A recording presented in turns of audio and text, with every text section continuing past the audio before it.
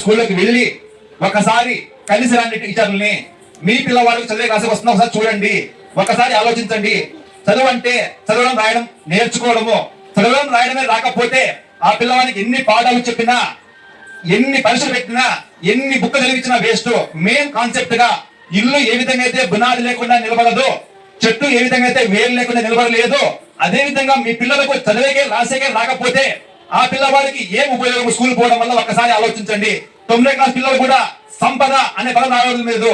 చూడండి, సంపద అంటే సంపద రాసినాడు, బతకడం అనే పదం కూడా రాయకపోయారు. తర్వాత బలవంతం అనే పదం కూడా కానీ చేసుకుంటున్నారు.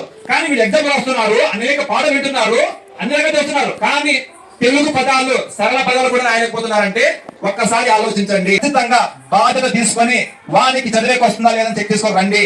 మీరు వ్యవసాయం చేస్తున్నారు, నాటు పోసినప్పుడు కానీ, నాటు వేసినప్పుడు కానీ, కోత కోసినప్పుడు కానీ ప్రతి రోజు కూడా అనుక్షణము పొయ్యి ఏ విధంగా ఉంది, నారు బాగుందా లేదా, దానికి ఏమో మరొకటి అని చెప్పేసి ప్రతి రోజు ప్రతి క్షణం వెళ్ళి ఆలోచించండి, చెక్ చేసుకుని మందు కొడుతున్నారు.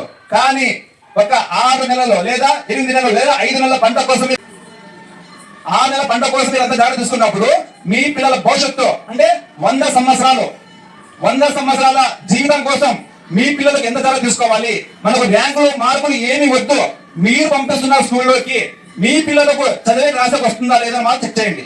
మీ పిల్లలు ఖచ్చితంగా చదివే రాసేకి వచ్చేటట్టు చేసుకుంటే, వాళ్ళు నేర్పించినట్లయితే, మోటివేషన్ చేస్తే ఎవరు కూడా ఆపకుండా ఆ పిల్లలు ముందుకు పోతారు. కాబట్టి మీరు 6 నెలల పంటలు ఏ విధంగా కాపాడుకుంటారో 100 సంవత్సరాల పంట కాలం ఉన్నటువంటి మీ పిల్లల భవిష్యత్తు మీ చేతిలో ఉంది.